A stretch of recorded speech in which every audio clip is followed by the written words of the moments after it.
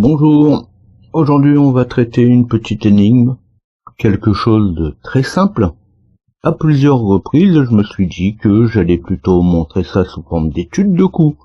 Ici, je ne vais pas chercher très loin, mais je m'étais promis de voir ce cas particulier sous forme d'énigme, donc c'est le cas. Ça revient quand même à la même chose vu qu'après je donne toutes les explications. Pour le cas, les blancs viennent de tenter une percée sur la droite du jeu noir. Maintenant, c'est au noir de jouer. Quel est le meilleur coup à jouer? Je ne tergiverse pas trop. J'explique en même temps les derniers échanges de coups entre les blancs et les noirs. Les coups précédents n'ont que peu d'importance ici, vu qu'ici, on cherche le meilleur coup à jouer pour les noirs, avec une vue qui ne va pas plus loin qu'un ou deux coups à l'avance.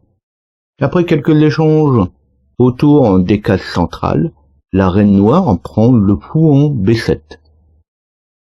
Tout autre coup lui ferait perdre sa tour en H1. C'est au noir de jouer.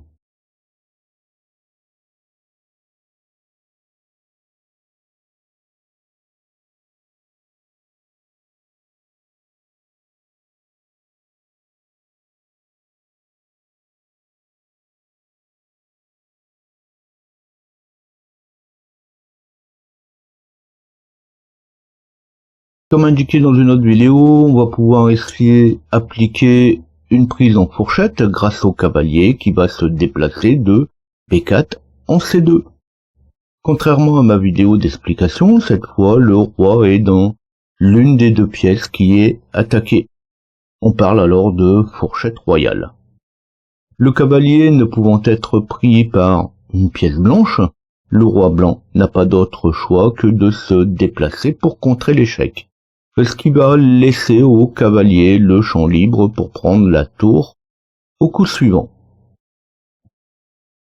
Pour la suite de la partie, le cavalier aura quand même peu de chances de s'en sortir, mais le reste de la partie, ça, c'est une autre histoire.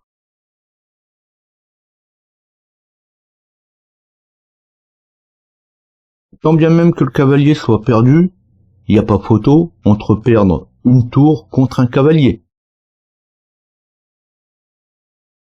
Ici, la prise en fourchette entre le roi et la tour par le cavalier est un très grand classique. Lorsqu'un cavalier s'approche un peu trop de votre champ, c'est souvent un point de vigilance. Si le sujet vous l'intéresse, eh bien, vous pouvez liker. Des cas d'études, des cas d'énigmes, il est possible de trouver et d'en rencontrer des tas.